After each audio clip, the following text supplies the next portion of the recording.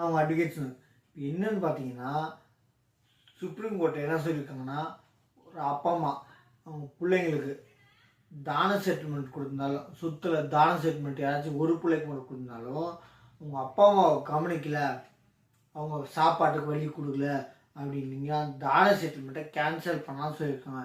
கவனம் பாருங்க, தான செட்டில்மெண்ட்டு கொடுத்தாச்சு அப்படின்னு சொல்லிட்டு நீங்கள் வாட்டுக்கு ஆடினீங்கன்னா, அப்பாவும் பராமரிக்கலை, அவங்கள இப்போ அவங்களுக்கு என்ன இருக்கும் எக்ஸ்பென்ஸ் கொடுக்கல, அவங்களுக்கு சாப்பாடு பண்ணல, அவங்கள கரெக்டாக பராமரிக்கலை அப்படின்னா தான செட்டில்மெண்ட்டை கேன்சல் பண்ணான்னு சுப்ரீம் கோர்ட் சொல்லியிருக்காங்க.